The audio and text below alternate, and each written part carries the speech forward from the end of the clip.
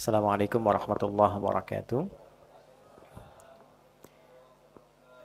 Alhamdulillah wassalatu wassalamu ala Rasulillah nabiyyina wa sayyidina Muhammad ibn Abdullah wa ala alihi wa sahbihi wa man walah wa ba'd. Teman-teman, saudara-saudariku, keluargaku, semoga hari ini kita semua berada dalam rahmat dan keberkahan di sisi Allah Subhanahu wa taala. Alhamdulillah spesial hari ini kita berada di tanggal 13 Rabiul Awal 1447 Hijrah. Rabiul Awal itu bulan yang spesial terkait dengan umat Islam karena ada sisi historis yang tersambung pada kehidupan Nabi Sallallahu Alaihi Wasallam. Nabi itu lahirnya di bulan Rabiul Awal, hijrahnya pun tiba di Madinah di bulan Rabiul Awal, dan wafatnya pun di bulan Rabiul Awal. Jadi Rabiul Awal itu jadi spesial karena merekam perjalanan kehidupan Nabi dari terlahir sampai wafat.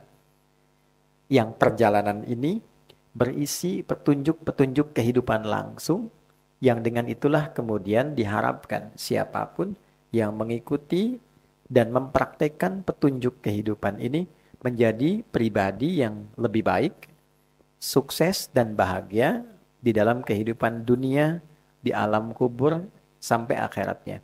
Karena itu, Rabiul Awal bukan hanya sekedar memberikan gambaran kepada kita untuk mengingat tentang kelahiran Nabi, tapi juga sekaligus menjadi ruang kontemplasi untuk merenungkan sejauh mana capaian kehidupan kita mampu meneladani Nabi hingga detik kita berada dan berkehidupan sampai dengan saat ini. Di titik inilah hari ini kita akan mencoba membahas yang spesial. Kita coba simpan sejenak kajian rutin kita tentang fikih salat. Hari ini karena waktunya mesti menunggu dalam durasi setahun, kita akan belajar dulu tentang 5 kriteria akan misi Nabi Sallallahu Alaihi Wasallam di muka bumi. Yang 5 inilah nanti menjadi penentu keberhasilan kita sebagai umat Nabi Muhammad. Nah, jadi kalau ditanya misalnya begini, apakah Anda umat Nabi Muhammad? Kita jawab iya. Nah, terus ditanya buktinya apa? Nah, jadi mesti ada pembuktian ya. Setiap klaim itu kan ada pembuktian. Ayah sayang kepada anak. Buktinya apa? Dia memberikan perhatian, dia memberikan kasih sayang, kebutuhan yang membuat anak itu jadi baik. Ya, jadi kalau Anda hanya memberi kebutuhan anak itu belum jadi ayah yang baik. Tapi kalau memberi kebutuhan dia yang merawat anak itu sehingga tumbuh orang tua yang baik. Ada ayat-ayat tersendiri di dalam Al-Quran menjadi parameter tingkat keberhasilan kita sesuai dengan tugas-tugas kehidupannya. Sebagai pribadi, sebagai anak, sebagai suami, istri, orang tua, kakek, nenek, cucu ke bawah, dan turunan yang lainnya. Nah, 5 ini yang coba kita keluarkan dengan cepat, dan di titik itu nanti mudah-mudahan ada waktu kita untuk berdialog, insya Allah. Baik, kita mulai dengan Al-Quran surah kedua, Al-Baqarah, ayat 129.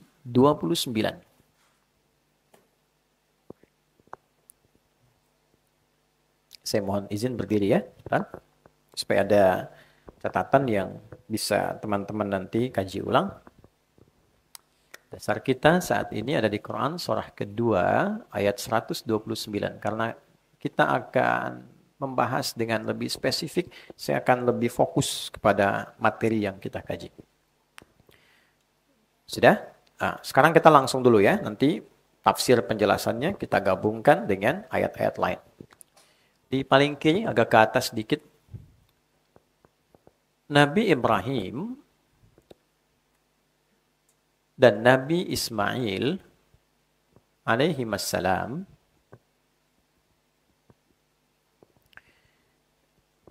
mendapatkan peluang tugas dari Allah untuk meninggikan pondasi Ka'bah yang sempat hancur, terbawa bah atasnya di era Nabi Nuh alaihissalam.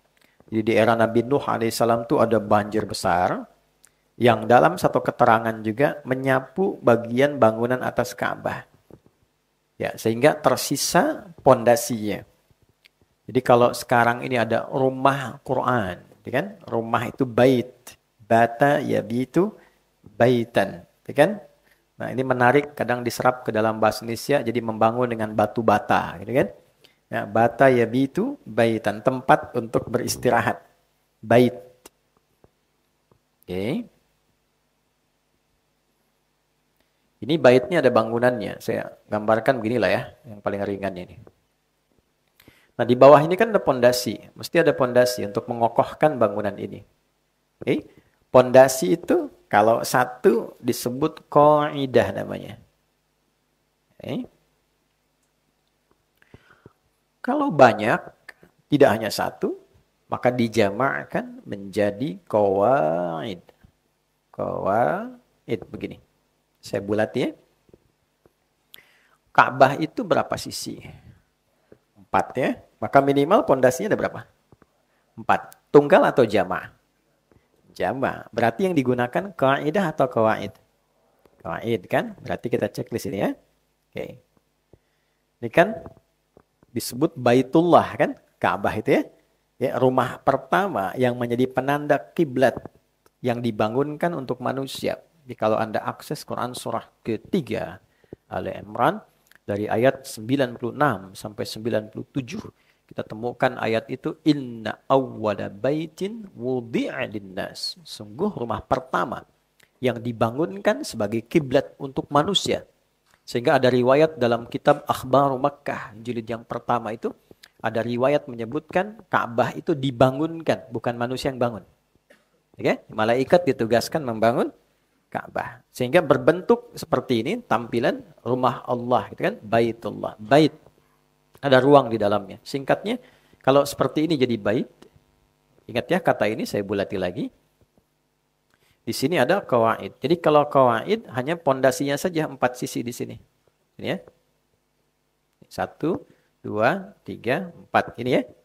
Kalau jadi bangunan sini disebutnya apa? Bait. Sehingga Ka'bah disebut dengan Baitullah. Nah, ini majas, ketakiasan. Rumah Allah maksudnya Allah memerintahkan dibangunkan sebagai kiblat untuk manusia. Ya, untuk beribadah kepada siapa? Allah. Nah, di era Nabi Nuh alaihissalam, ini hikmahnya. Allah mengizinkan banjir bah itu, lihat catat kalimat saya, Allah mengizinkan untuk menyapu juga bagian atas Ka'bah ini, sehingga tersisa itu 4 sisi dari pondasinya saja. Tuh. Ini kan? Ini tertutup juga, tertutup. Baik, dari era Nabi Nuh ke Nabi Ibrahim kan cukup jauh jaraknya. Ya, Ibrahim alaihissalam bin Azar, atau bin Nahur, bin Abir, bin Kinan, bin Arfakshad, bin Sam, bin Nuh alaihissalam. Kurang lebih ada 6 generasi ke atas. Ya kan? Baik. Setiap generasi bisa panjang kan usianya. Ya, nanti semakin pendek usia, semakin mengecil postur tubuh, semakin dekat ke kiamat. Nah, tapi jangan disimpulkan lihat orang pendek besok kiamat. Tidak juga ya. Itu definisinya kita perlu perdalam. Singkatnya, di era Nabi Ibrahim alaihissalam, maka beliau diperintahkan oleh Allah, diberikan isyarat oleh malaikat untuk menunjuk area Ka'bah ini yang dulu sempat hancur. Bagian atasnya terkena bah, ditunjukkan di bagian pondasinya, diperintahkan meninggikan kembali. Bukan membangun, tapi meninggikan kembali. Bahasa Arabnya meninggikan itu rafa'a. Ya, kalau ingin dibentuk ke progresif gitu ya, akan meninggikan, naikkan lagi ya, maka menjadi yarfa'u, yarfa'. Ditinggikan, tinggikan. Oke. Ini yarfa'u. Diperintahkan untuk ditinggikan kembali. Maka diabadikan peristiwa ini di Al-Baqarah ayat 127. Jadi kalau Anda lihat 2 ayat ke atasnya, nanti kita akan temukan. Jadi ayat 127. Quran surah kedua Al-Baqarah ayat 127. Wa idh yarfa'u. Ada ya? Kita temukan kata yarfa' pertama ya. Wa idh, dan ingatlah. Ingat itu kan mesti ada memori yang masuk sebelumnya. Ada peristiwa, baru kita ingat kan? Oke? Oh, terus saya tanya begini, Mas Billy, ingat gak kemarin kita ketemu? Tapi nggak pernah ketemu kan, gimana mau ingat? Ya kan? Kemarin kan kita nggak ketemu kan? Nah, apa yang mau diingat? Mesti ada peristiwa terdahulu dulu, baru kita ingat kan? Oke? Nah sekarang, bagaimana kita mengingat? Kita pun tidak pernah menyaksikan ini. Nah, maka idh itu punya 3 arti. Ya? Pelajari, pahami, ya, mengingat. Baru dengan mempelajari, memahami itu, seakan-akan ada rekaman visual dalam pikiran kita untuk mengingat peristiwa dengan pengetahuannya, walaupun tidak mengetahui kejadian saat itu berlangsungnya. Jadi kalau menemukan kata idh, ya di antara pemaknaannya, coba pelajari, pahami, sampai mengerti. Dengan mengerti itu kita ingat. Ya, dan dengan ingat itu pesannya yang kita bawa, bukan peristiwanya hanya menjadi cerita. Jadi di Quran itu tidak ada dorongan cerita sekalipun kisah menjadi dongeng itu nggak ada. Semuanya pasti ada hikmahnya. Ya, kenapa ada kisah Nabi Yusuf begitu lengkap? Kenapa Nabi Musa begitu detil? Tapi ketika cerita Nabi Soleh cuma sedikit. Ya, ketika cerita Nabi Dzulkifli cuma sedikit namanya aja. Kisahnya nggak detil, pesannya apa? Nah, itu ada temanya tersendiri. Tarik ke sini. Wa idh yarfa'u Ibrahimul qawa'id minal bait. Dan pelajarilah, pahami sampai engkau mengerti. Setelah paham, mengerti, ingat ya nanti hikmah yang terkandung dalam peristiwa ini. Ketika Ibrahim alaihissalam diperintahkan oleh Allah untuk meninggikan kembali. Wa idh yarfa'u Ibrahim, ini qawa'id, ini minal bait. Ketika Nabi Ibrahim diperintahkan oleh Allah untuk meninggikan kembali pondasi Ka'bah yang sempat tersapu bagian bangunannya di era Nabi Nuh alaihissalam. Wa Ismail, dan Ismail. Oke, sekarang saya tanya gini. Kenapa Ismailnya diakhirkan? Kan bisa kalimatnya begini. Dan ketika Allah perintahkan Ibrahim dan Ismail alaihissalam untuk meninggikan pondasi Ka'bah. Ya, kan bisa begini di luar Quran. Wa idh yarfa'u Ibrahimu wa Ismailul qawa'id minal bait. Kenapa tiba-tiba wa idh yarfa'u Ibrahimul qawa'id minal bait wa Ismail? Nah, cepat ya, waktunya terbatas. Jadi, kalau disebutkan bersamaan, itu artinya perannya setara, sama. Ya, kalau disebutkan satu terlebih dahulu, yang kedua di belakang, artinya peran utamanya yang pertama ini. Yang belakang tuh ikut-ikut bantu. Oke? Nah, jadi sebetulnya yang diperintahkan itu Nabi Ibrahim. Anaknya ini masih belia, belum balik loh waktu itu. Ya, ada menyebutkan sekitar 3-4 tahun. Tapi saking merasanya kasih ayah kepada beliau dalam perjalanan hidupnya, jadi ketika ayah dapat tugas, itu punya rasa ingin bantu. Ingin bantu. Jadi begitu anak ayahnya diperintahkan, anaknya pengen bantu. Padahal masih kecil, masih belia. Sehingga dalam fikih keluarga, dibawa ini sebagai pesan moral yang sangat tinggi. Bagaimana seorang anak bisa punya kasih yang dalam kepada ayah. Sampai pekerjaan ayah pun dia ingin hadir membantunya. Maka pesan moralnya, berikan perhatian kepada anak. Sehingga dengan perhatian itu muncul rasa dari anak untuk peduli terhadap beban yang diamanahkan pada orang tuanya. Jadi poinnya, ya makanya Nabi Ibrahim kan viral. Kenapa disebut Ibrahim? Ada 2 makna kan? Ya, Abraham atau Abram itu punya 2 arti. Satu, ada yang mengartikan sang petualang, sang pelintas yang melintasi berbagai daerah untuk bertugas. Ada yang mengartikan dari Abun Rahim. Ibrahim Abun Rahim, bapak yang penuh kasih. Saking kasihnya, anak lahir diperintahkan untuk berdomisili di Mekah yang masih gersang, biwadin ghairi dzi zar'in inda baitikal muharram. Bayangkan, untuk mengapresiasi pengorbanan ayah ini, turun surat dengan namanya langsung Ibrahim. Kalau Anda akses di ayat 37 itu menarik tuh. Ya. Ketika ditinggalkan di tempat gersang, ini baru lahir, masih merah, dengan ibundanya disimpan satu tempat dan ditinggalkan. Perintah Allah begitu. Tapi bukan ditinggal saja. Beliau di Palestina, anak di Mekah. Itu setiap pertumbuhannya teman-teman, sesibuk apapun. Anda bayangkan, Beliau nabi, rasul, seorang ayah, punya tugas mencari nafkah, tapi tidak melupakan perhatian pada anak. Itu masih menyeberang untuk melihat anak saya tumbuh bagaimana. Seperti apa asinya. Ada masalah asi, dapat dari mana airnya. Dengan siapa bergaulnya. Sampai kelak, mau nikah pun masih diberikan arahan. Nah, rasa itu yang membuat Ismail itu punya kedalaman untuk bisa merasakan beban ayah. Tarik ke kehidupan kita nih. Ya, sehebat apa sih figur ayah sekarang? Sesibuk apa sih? Nabi bukan juga kan? Maaf ya, gitu kan? Kan belum naik status jadi Khalilullah kan, kekasih Allah gitu. Nah, sesibuk apa dan apa yang mau dicari? Kan kita nyari sesuatu di luar itu untuk ke dalam kan? Nah, di titik ini kita mesti ingat dan ingat loh ya. Jangan sampai kesibukanmu sebagai seorang ayah membuat lupa dengan pertumbuhan anakmu. Sehingga anak itu nggak kenal figur ayahnya. Yang paling luar biasa berbahayanya, jangankan merasakan beban, kenal pun tidak gitu. Ya, lebih kenal tetangganya, temannya dibandingkan ayahnya. Figurnya hilang.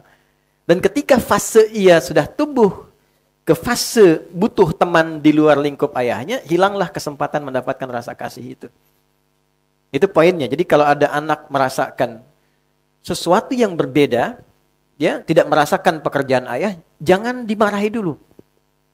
Tapi balik dulu ke dalam diri kita, renungkan dulu. Mungkin ada bagian dari kehidupan kita sebagai seorang ayah yang belum sampai perhatiannya pada anak. Itulah rahasianya kenapa di Al-Quran jarang ditampilkan sosok perempuan dalam masalah ini. Selalu laki-laki.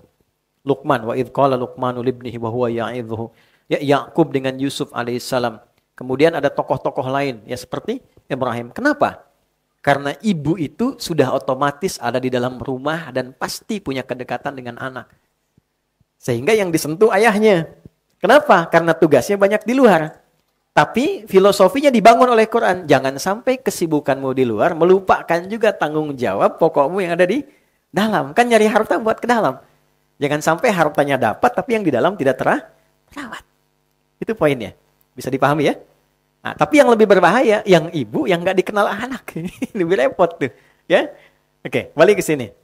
Nah ini jadi ketika beliau diminta untuk meninggikan bangunan, beliau sudah pondasi, beliau meletakkan kakinya. Pijakan pertamanya untuk bisa meninggikan itu lagi disebut makom namanya. Pijakan pertama untuk mengerjakan sesuatu yang terhormat. Ya, dan itu nanti menjadi jejak kehidupan. Makanya orang-orang baik kalau meninggal itu diarahkan dulu namanya makamnya. Di mana makam syekh ini? Jarang disebut kuburan. Di mana makam kiai ini? Ya, karena ada jejak kebaikan dari perjalanan orang soleh ini saat hidup. Jelas ya? Maka ketika dipijakkan itu sampai sekarang diabadikan menjadi makam Ibrahim namanya. Ya. Tidak ada hal-hal mistis di dalamnya dan seterusnya, tidak. Ini menunjukkan jejak yang harus dipelajari. Justru dengan jejak itu diteladani dalam kehidupan. Jejak pertamanya. Nah, poinnya adalah ketika beliau di sini sedang berpijak, ingin menyusun batu-batu kembali, datanglah anaknya dari sisi sini. Membawa batu. Dia pengen ikut nyusun. Oke?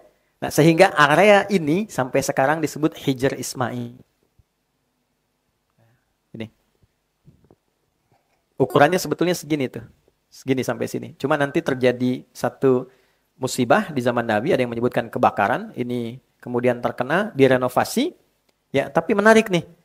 Harta orang-orang kaya saat nyumbang itu nggak cukup untuk memperbaiki Ka'bah seutuhnya sampai segini. Sehingga tersisa bagian ini. Ketika ditanya, kenapa nggak cukup? Komen mereka, ini harta kami yang paling halal. Oke, bayang? Jadi yang bermasalah, yang kaya-kaya gitu kan, di waktu itu mengeluarkan ternyata saking banyaknya harta. Tapi kalau sedekah itu keluar yang sedikit. Ya, ditanya kenapa? Karena ini yang paling halal. Makanya ada ungkapan kekinian kalau ada orang kaya, gitu kan, tapi sedekahnya sedikit, nah itu yang halal gitu. Ini sanadnya kan ya. Oke, ini kembali ke sini ya.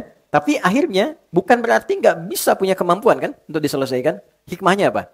Hikmahnya jika ada orang yang menginginkan sholat di dalam area Ka'bah dan terbatas karena hukum dunia di dalamnya, dia bisa mendapatkan kesempatan sholat di area sini. Itulah barakahnya Nabi Ismail. Sini. Jelas? Kan hukum dunia berlaku ya. Pemimpin aja yang masuk ke dalam pakai tangga khusus kan. Maka Allah buka Di rumah Allah semua punya kesempatan yang sama. Maka orang yang sholat di area ini sama dengan sholat di dalam masuk areanya. Singkatnya, ditinggikan ini, selesai kemudian jadi kembali, maka berdoalah di samping Ka'bah itu. Doanya ada 3. Ayat 127, 128, kemudian 129. Doa ini bisa teman-teman gunakan kalau misal lagi bangun rumah jadi. Bangun rumah, menempati rumah baru. Boleh berdoa ini, pakai doa ini. Sampai 128. 128. Dah? Wa idh yarfa'u Ibrahimul qawa'ida minal baiti wa Ismail. Rabbana taqabbal minna innaka antas sami'ul alim. Ya Allah, mohon terima amal kami dalam membangun sampai jadi ini. Aku yakin hanya Engkau yang Maha mendengar dan menerima doa yang aku sampaikan ini. Jadi kalau bangun sesuatu yang baik, apapun itu jadi bentuk bangunan doa, ya Allah, mohon terima ini sebagai niat hamba untuk beribadah di tempat ini. Lalu yang 128-nya, Rabbana waj'alna muslimaini laka wa min dzurriyyatina ummatan muslimatan lak wa arina manasikana wa tub alaina innaka antat tawwabur. Ini ada makna jauhnya yang sangat dalam sekali. Tadi kan saya bicara tafsir dan takwil, ini ilmunya enggak mudah. Kalau tafsir itu melihat yang tampak. Takwil itu yang terdalam. Yukhrijul hayya minal mayyit. Menghidupkan dari yang mati jadi hidup. Tafsir, telur jadi ayam. Tidak ada apa-apa, berproses, tiba-tiba jadi ayam. Ya, itu tafsir namanya. Tapi kalau kita katakan yang belum ada iman, hidup dengan imannya. Itu takwil namanya. Setelah rumahnya jadi, diisi, kita berdoa. Ya Allah, mohon jadikan setiap penghuni rumah ini. Aku, keluargaku, menjadikan rumah ini sebagai tempat yang membuat kami menjadi hamba yang baik. Dan kalau kami salah, bimbing setiap anggota di rumah ini untuk memperbaiki diri dengan bertobat kepadamu sehingga kembali jadi baik. Dan mohon tunjukkan kami upaya menjadi orang baik dari tempat yang rumah telah selesai kami bangun ini. Itu diantara doa yang bisa teman-teman kemudian terapkan dalam kehidupan kekinian. Nah, pokoknya saya langsung ke ayat 129. Perhatikan baik-baik.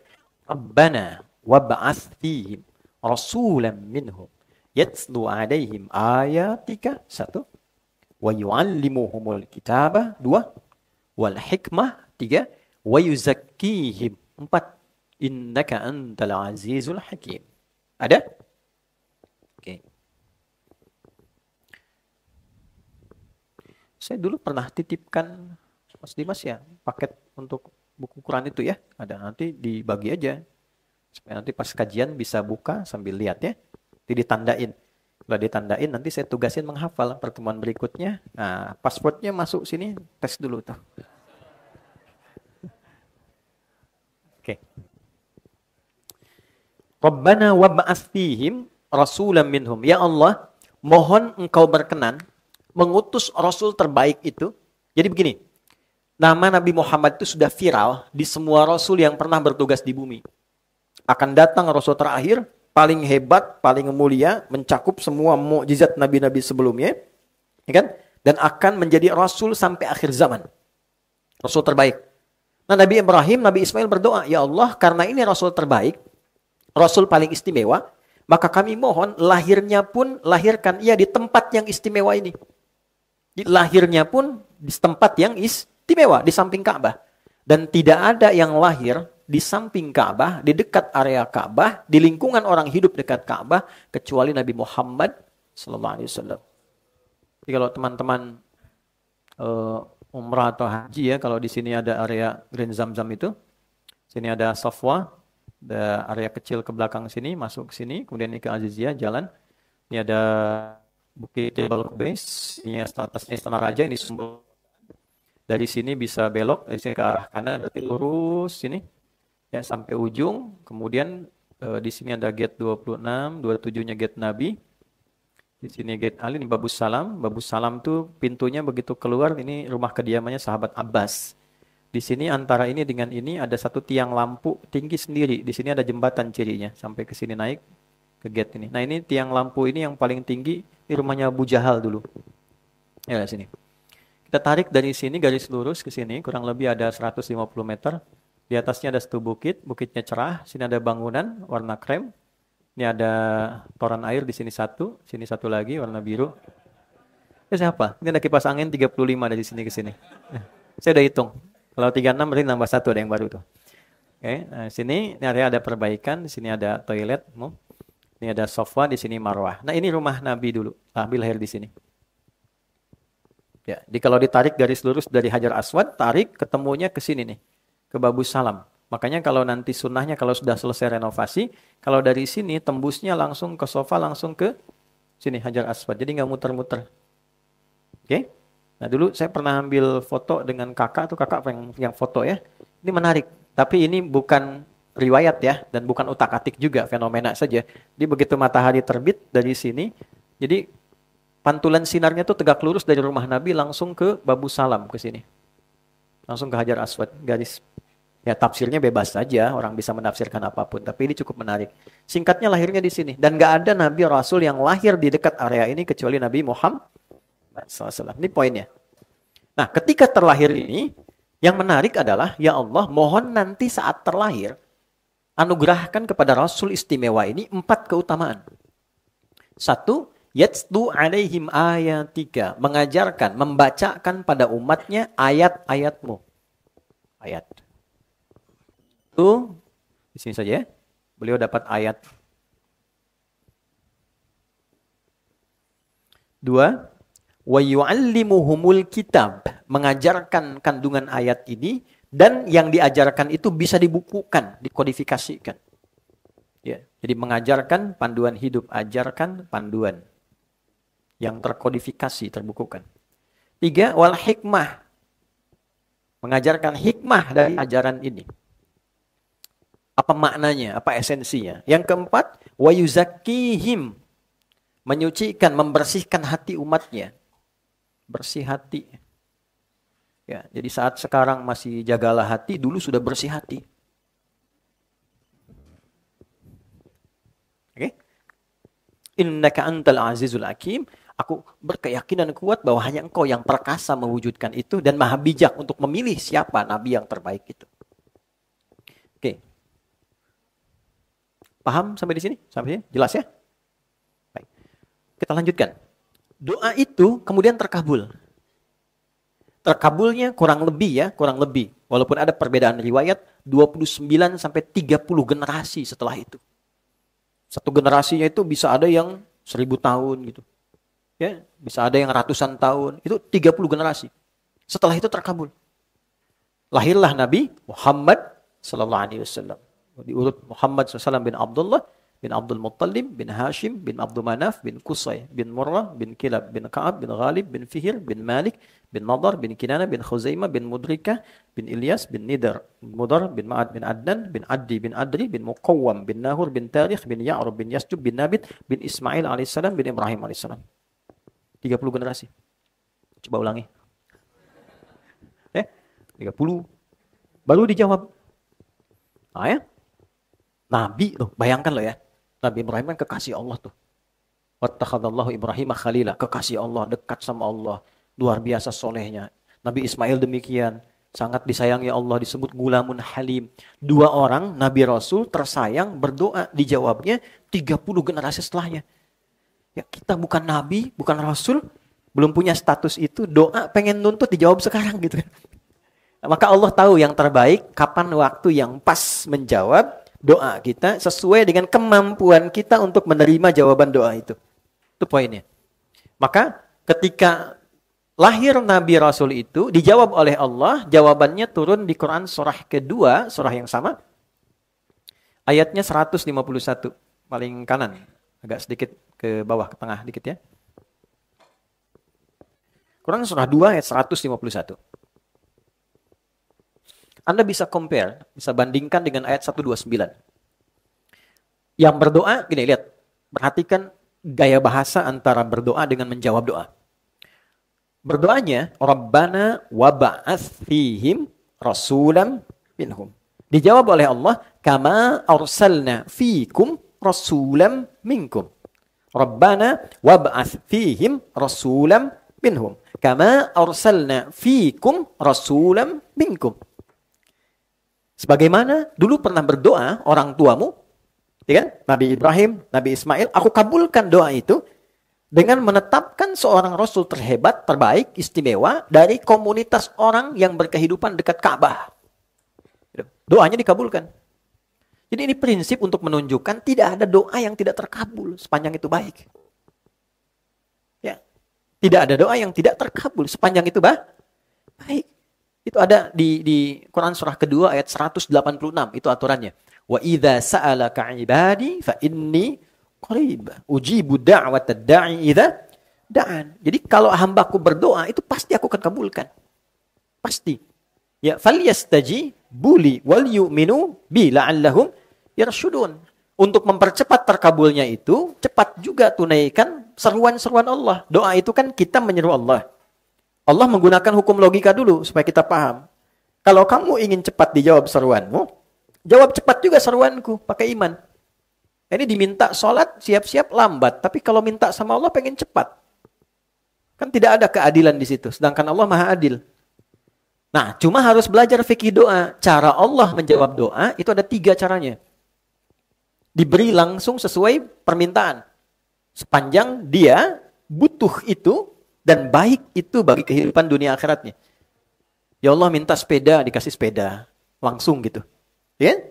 2, Allah berikan penundaan waktu, sampai ia punya kemampuan menggunakannya secara benar.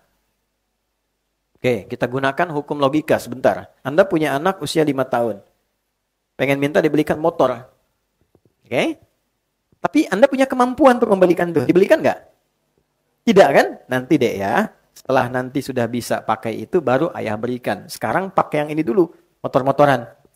Ya kan? Setelah dia sanggup, baru diberi kan? Nah sama Allah memberikan pada kita. Allah kan maha tahu tentang kita. Ini dilihat nih, ini kalau diberi sekarang justru jadi madarat, nggak baik. Maka dikasih jeda untuk mematangkan diri dulu, itu pun dibimbing sama Allah. Dan kadang-kadang manusia itu unik, ketika diberi itu nggak sadar kalau itu permohonannya yang dulu. Gitu loh. Ya? Sehingga syukurnya agak telat gitu. Nah yang ketiga, perhatikan kalimat ini ya. Allah mengganti apa yang Anda inginkan dengan apa yang Anda butuhkan. Nah, bikin status tuh. Allah mengganti apa yang kita inginkan dengan apa yang kita butuhkan. Anak sakit, minta ke ayah. Ayah pengen jeruk. Terus kata dokter, dicek nih jeruk gak bagus. Yang cocok nih apel katanya. Ya kan? Diberikan apel, dia nangis dulu kan. Gak mau, pengennya jeruk kan. Terus Anda bilang gak apa-apa, nah ini apel rasa jeruk. Gitu kan? Saya dikasih tahu. Dipaksa dulu kan. Itu yang terbaik untuk dia. Kadang kita minta sesuatu, dikasihnya lain. Sebetulnya itu jawaban doa juga. Cuma nanti goalnya ternyata sama, ini loh yang saya cari sebetulnya. Cuma caranya berbeda. Ya Allah minta motor, dikasihnya mobil gitu. Gitu kan nerimanya enak ya. Kalau sebaliknya kan beda. Nah, ini balik sih. Nanti itu ada bab itu. Jadi saya biasanya kalau kasih materi biasanya di kumpulan teman-teman pebisnis apa itu. Nah itu fikih rizki dahulukan tuh ya sebelum mencarinya. Sebab kalau orang tidak tahu fikih rizkinya, ya kemudian dipaksakan mencari dulu, biasanya rasanya itu kurang dalam dan kekecewaan itu seringkali muncul dalam ikhtiar. Balik sini. Maka dikabulkanlah kemudian ini dengan bahasa yang indah. 1. Kama arsalna fikum rasulan minkum yatlu alaikum ayatina. Dikonfirmasi. Dijawab. Aku beri tugas untuk menyampaikan ayat. Dapat ayat. Karena itu semua yang diterima Nabi Muhammad SAW disebutnya ayat. Nabi Muhammad dapat Al-Quran. Ada surat pertama namanya surat apa? Al-Fatihah. Berapa ayat? 7. Al-Baqarah berapa ayat? Selalu ayat kan? Ayat. Pertanyaannya, apa itu ayat? Tanda. Apa itu tanda? Ayat. Oke. Tanda itu ada 3. 1. Alamat. Alamat dari bahasa apa? Arab. Alamat itu tanda yang mendekatkan pada tujuan. Di mana alamatnya rumah Quran Musawarah. Di bla bla bla ini diakses cepat sampai ke tujuan. Tidak tahu, putar-putar dulu. Itu alamat. Kedua, ada namanya wasmun.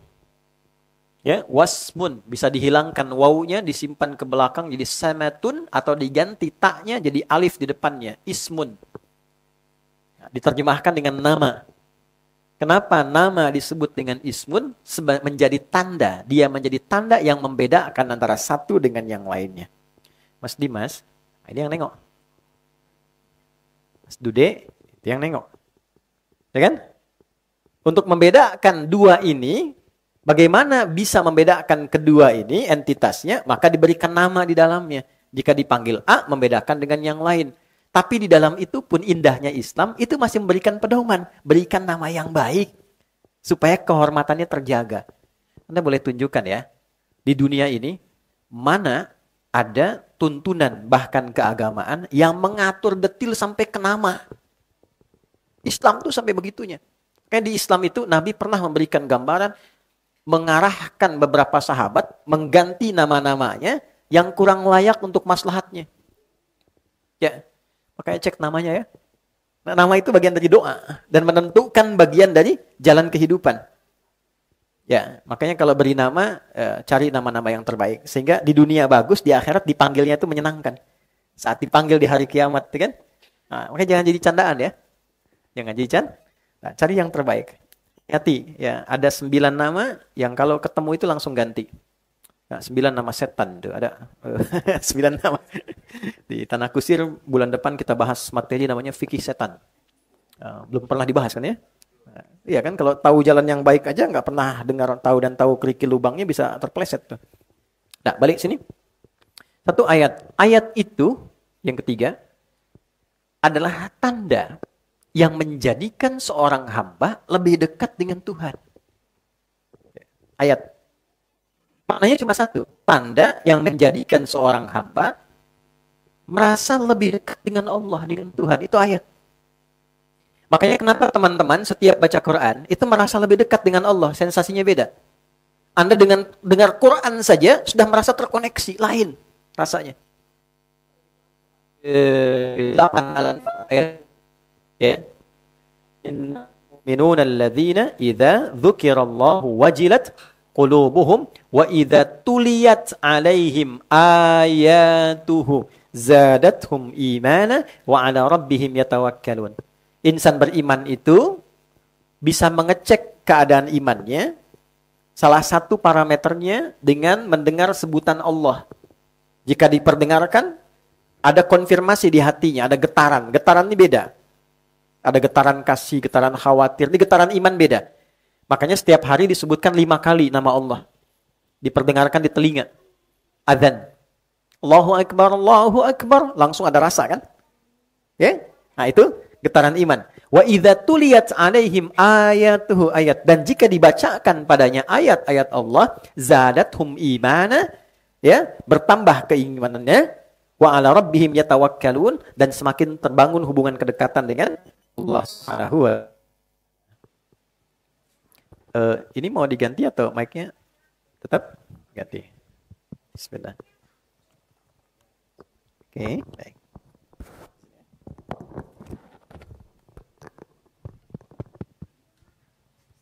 Cek.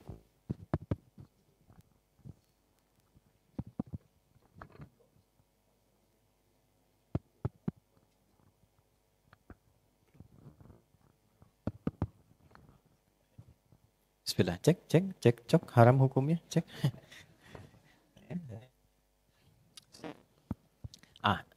Sekarang kita ngaji agak dalam dulu ya, agak dalam.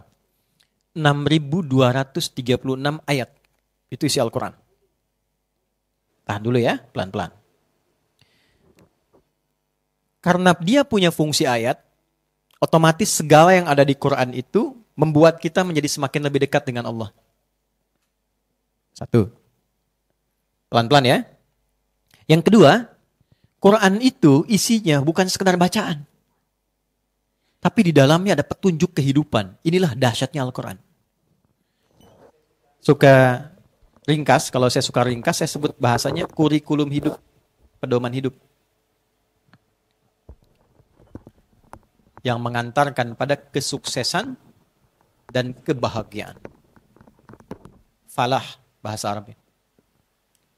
Inna hadzal Qur'ana yahdi lillati hiya aqwa. Yubashshirul mu'minina alladzina ya'maluna as-salihati anna lahum ajran kabira. Oke. Pelan-pelan ya, pelan-pelan. Jadi dari Al-Fatihah sampai An-Nas, di antara mukjizat Al-Quran, ia bukan menjadi kitab bacaan semata, bukan. Tapi isinya kurikulum hidup. Jadi semua perjalanan hidup kita, dari lahir sampai dengan wafat, itu kalau ingin bahagia, ingin sukses, Anda tinggal keluarkan ayat-ayat itu, praktekkan ayatnya dalam hidup, itulah yang mengantarkan kita pada kesuksesan sejati dan kebahagiaannya.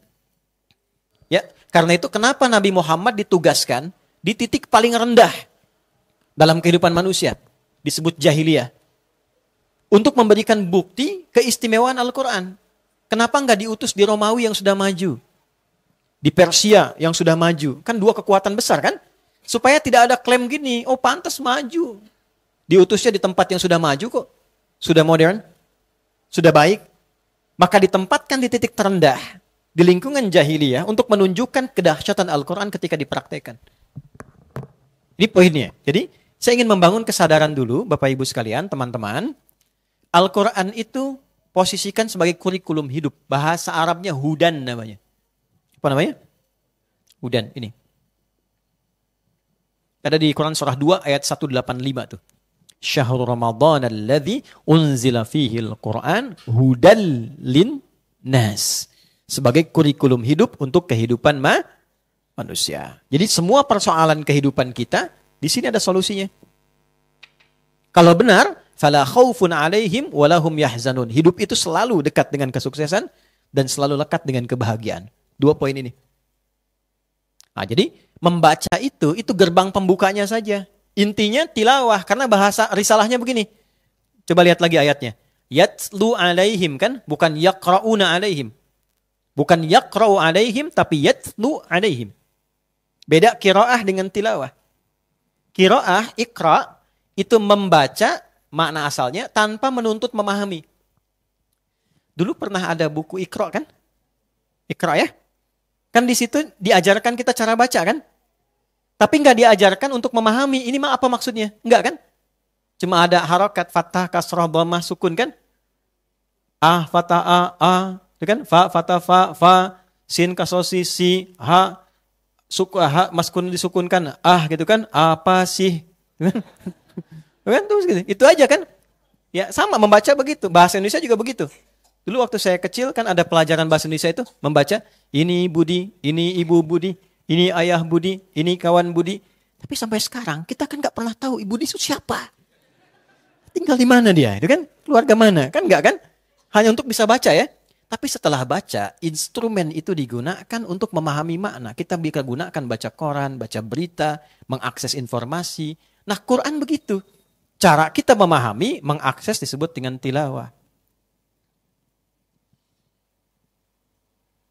Nah, pelan-pelan ya.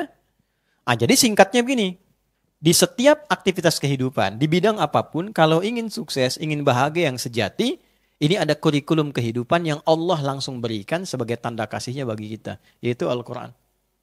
Satu itu dulu.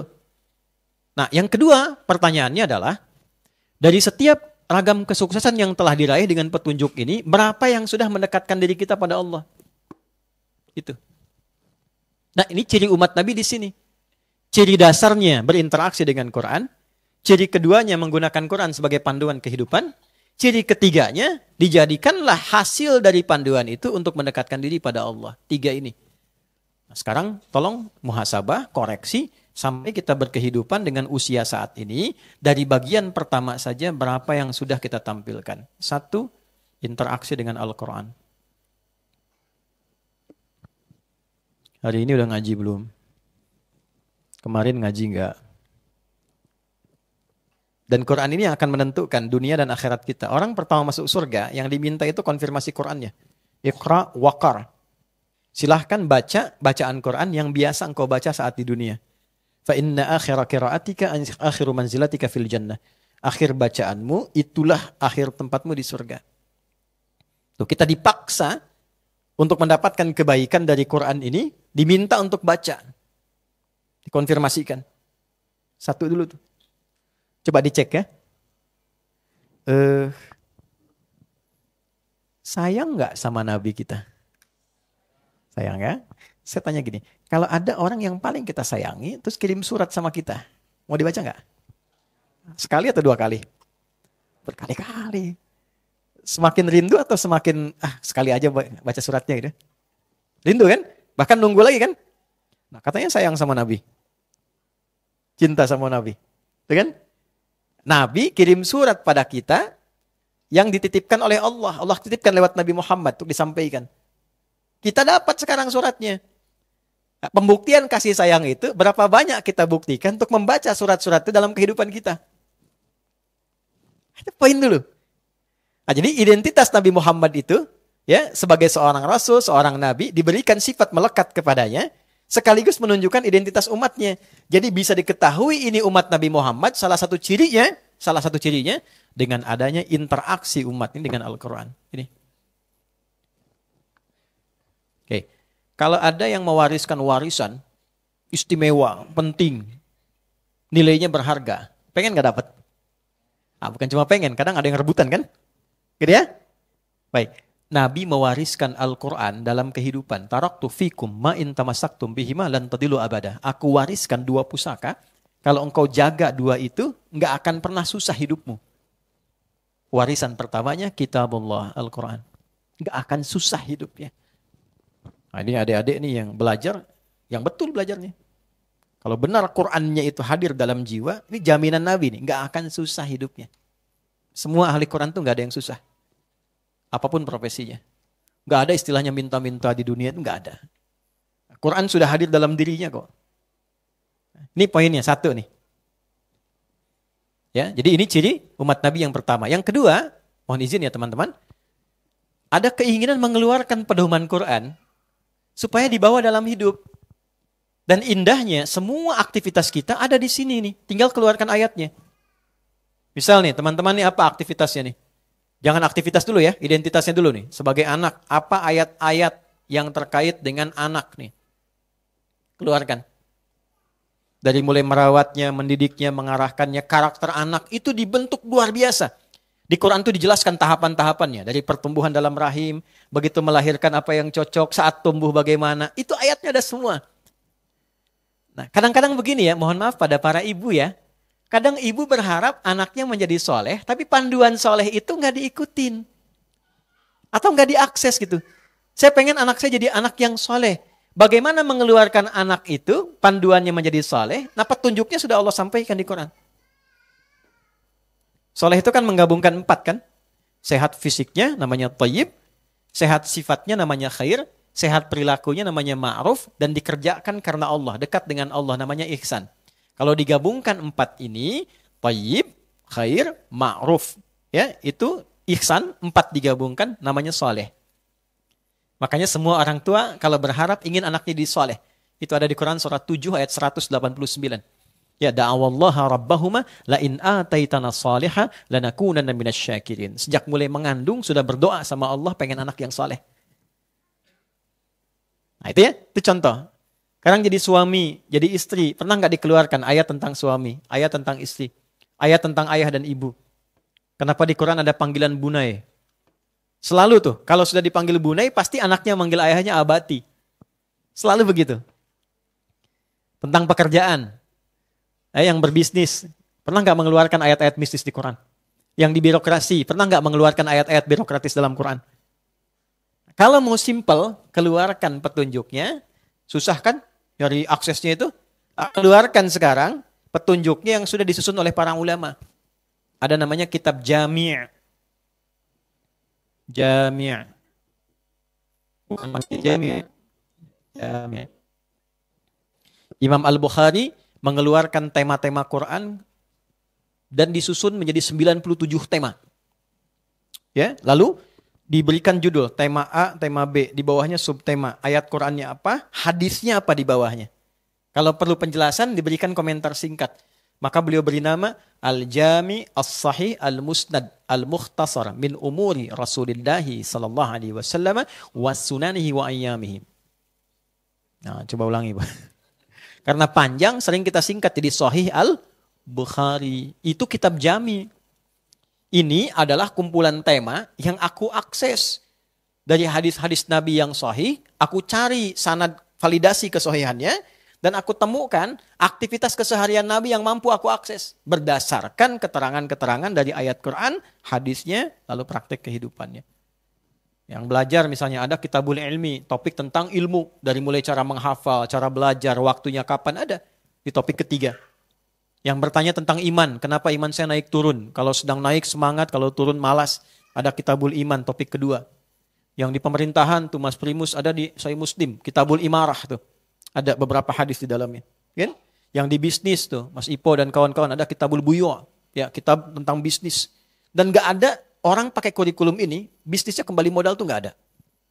Gak ada balik modal, selalu balik untung. Selalu balik untung. Menarik gitu. Ya, dan semua aspek yang di keluarga, ya, teman-teman tuh, bagaimana hubungan di keluarga, diajarin dari mulai persoalan di dalam karakter suami kalau punya masalah begini dengan ibu mertua, ayah mertua, mungkin dengan ipar, macam-macam ada semua turunannya. Itu menarik tuh. Nah, inilah yang disebut ayat. Nah, puncaknya ketika kita mengerjakan aktivitas itu, sejauh mana aktivitas ini membangun kedekatan kita dengan Allah ini.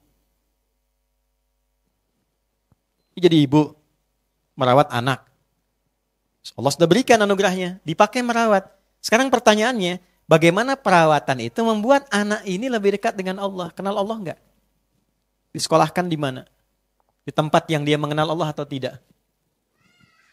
Nah, jangan-jangan sudah Allah beri dan anugerahkan, ya, tapi petunjuknya enggak digunakan. Sehingga anak itu alih-alih menjadi syafaat saat di hari kiamat, kan jadi syafaat anak itu salah satunya dengan izin Allah.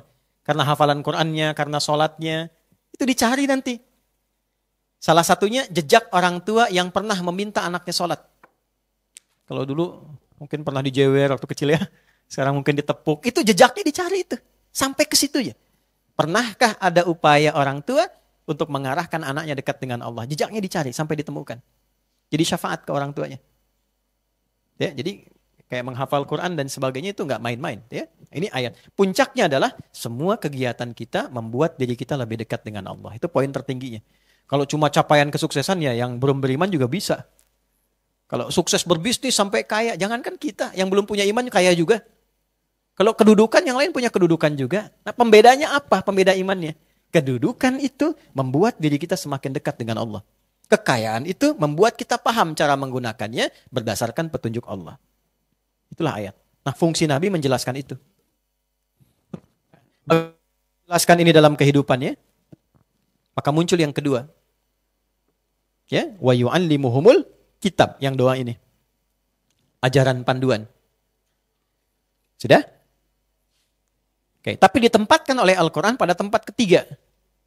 Yang keduanya, ini, yang 4 dinaikkan kedua. Lihat jawaban ayat 151 ya, teman. Fokus. Kama arsalna fikum rasulam minkum yatslu alaikum ayatina wa yuzakkikum. Fokus ini ya. Permintaan Nabi Ibrahim dan Nabi Ismail itu urutan nomor 4, wa yuzakkikum. Tapi ketika dijawab oleh Allah, diurutkan jadi nomor 2. Ada? Membimbing umatnya supaya hatinya bersih. Makanya dari situ kita mendapatkan pelajaran tazkiyatun nafas. Jadi umat Nabi Muhammad itu ciri yang kedua, bersih hatinya.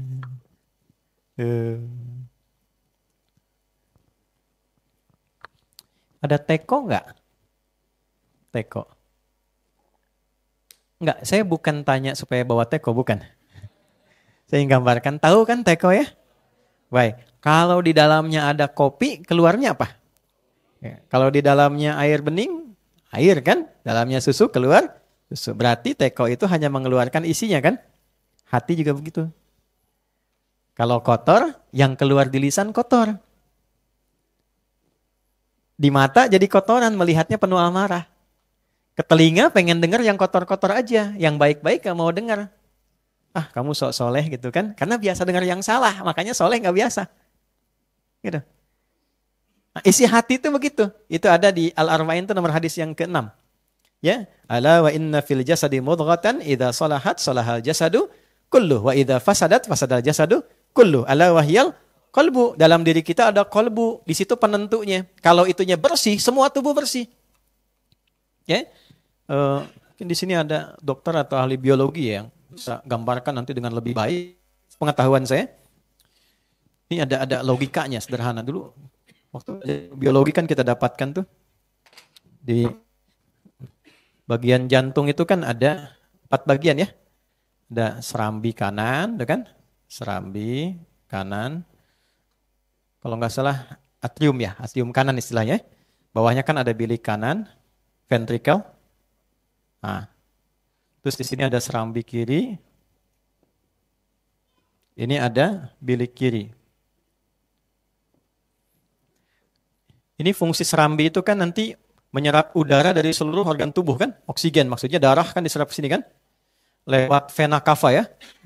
Visi kalau vena cava nih. Ini pembuluhnya masukkan ke sini, oksigen rendah, semua darah ngalir ke sini.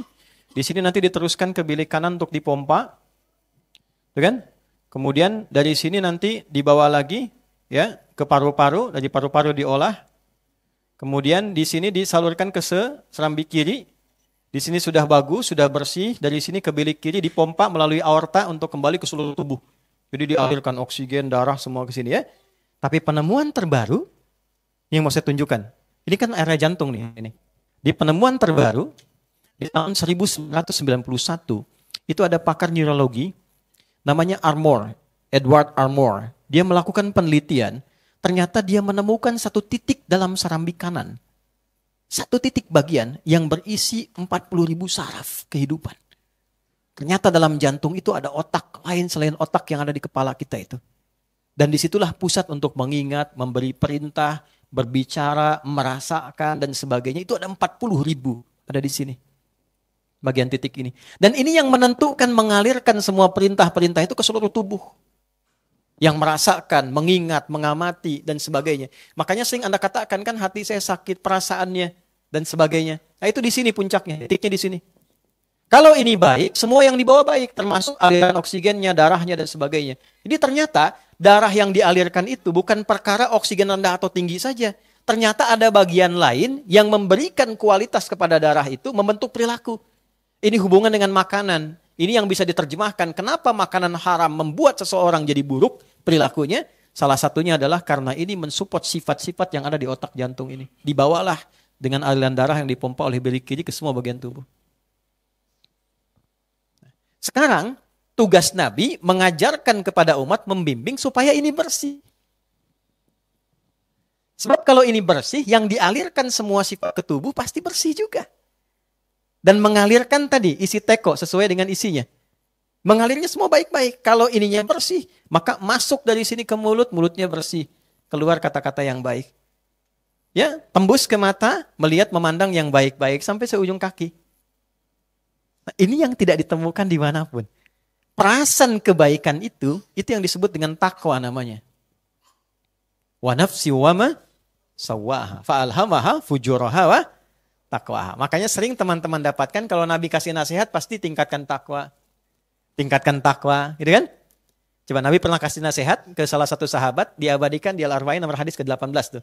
Ittaqillaha haitsuma kunta. Bertakwalah engkau dimanapun engkau berada. Takwa itu maksudnya apa? Jadilah orang baik. Tuh yang pria-pria teman-teman, setiap Jumat tuh dari rukun khutbah itu. Pernah nggak khatib katakan? Tingkatkan takwa kan? Nah, intinya apa? Setiap pekan kita diingatkan, jadi orang baik. Jadi suami yang baik, jadi ayah yang baik, anak-anak yang baik. Kalau bekerja di tempat yang baik, dengan cara yang baik, itu satu kalimat singkat padat. Makanya kalau khatib sudah wasiat takwa, selesai sampai di situ pun boleh tutup khutbah. Boleh tutup, selesai. Boleh misalnya satu waktu Anda menjadi khatib Jumat, Anda katakan, hadirin sekalian, sudah berapa khutbah disampaikan dengan panjang dan lebar. Untuk mengingatkan takwa. Kalau sampai khatib sampaikan belum Anda ingat juga, berapa lagi pengingat yang Anda butuhkan. Barakallahu li wa lakum fil Qur'anil azim. Selesai. Itu jadi orang baik. Nah nanti untuk meningkatkan takwa ini caranya bagaimana? Tuh ada iman. Ya? Iman tuh kayak sinyalnya gitu. Kalau ini aktif, takwanya muncul. Makanya sering bertemu iman dengan takwa. Pelan-pelan. Latihan mengungkap takwa, memunculkannya, itu mesti ada usahanya, disebut amal. Sifat amal yang dibimbing takwa disebut soleh. Amal soleh. Bahasa singkatnya sering disebut ibadah. Maka di sini muncul sholat. Pelan-pelan ya. Ada Al-Quran. Ada puasa.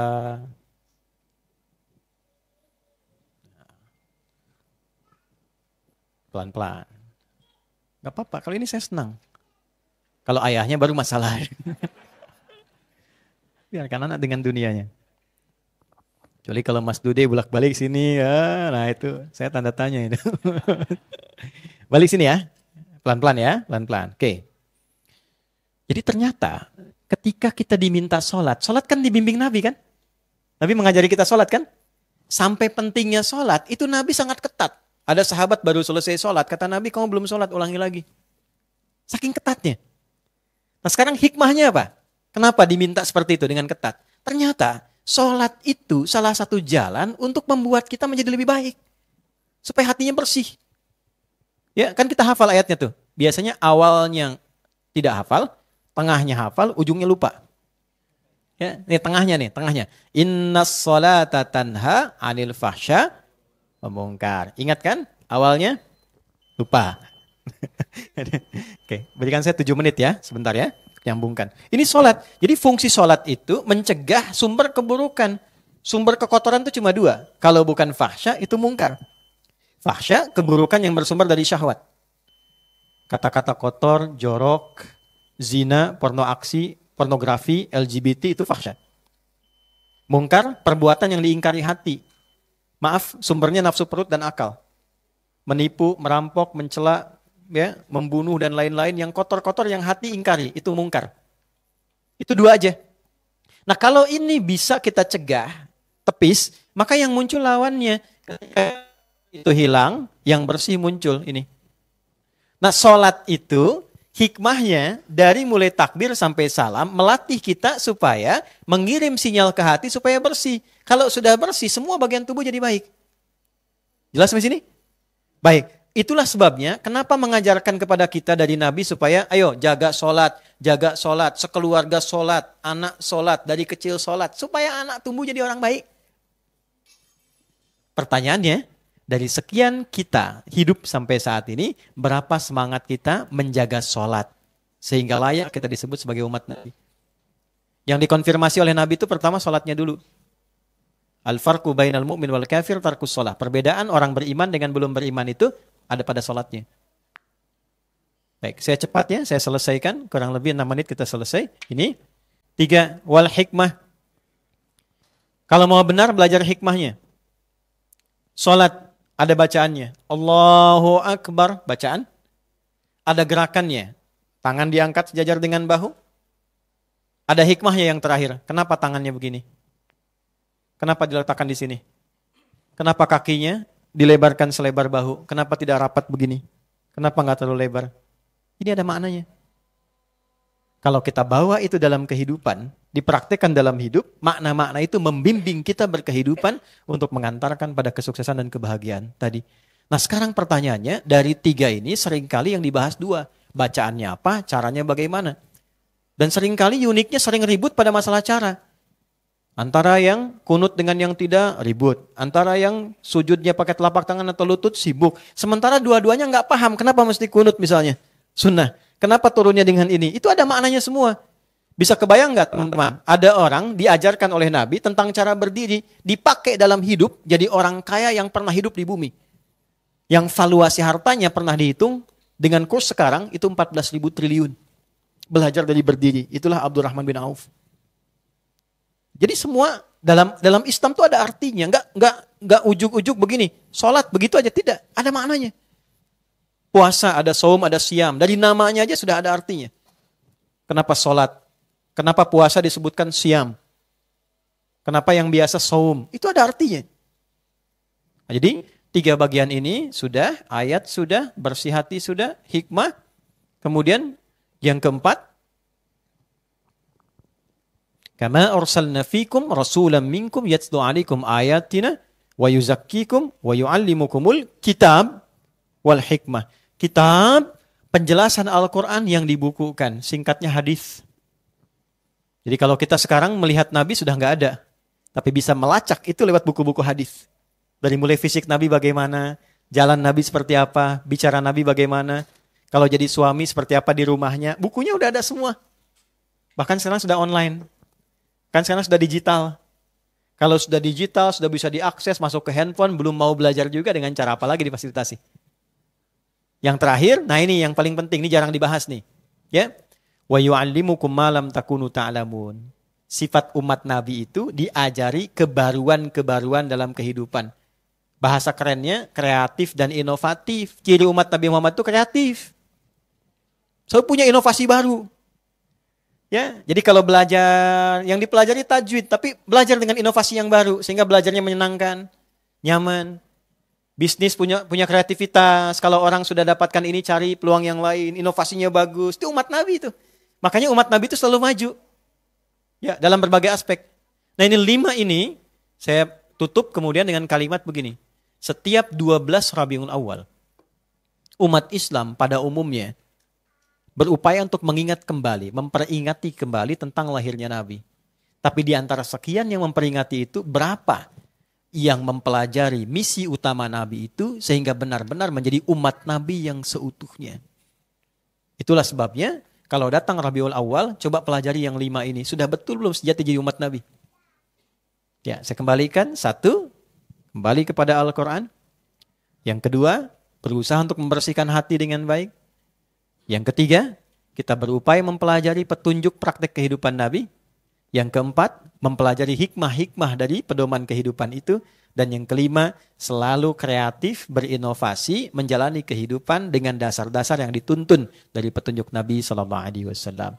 Inilah dalam setiap maulid itu, setidaknya ditanya pada diri kita, rangkuman ini diperas nanti menjadi 2 sifat dan di surah ke-48 di ayat yang ke-29.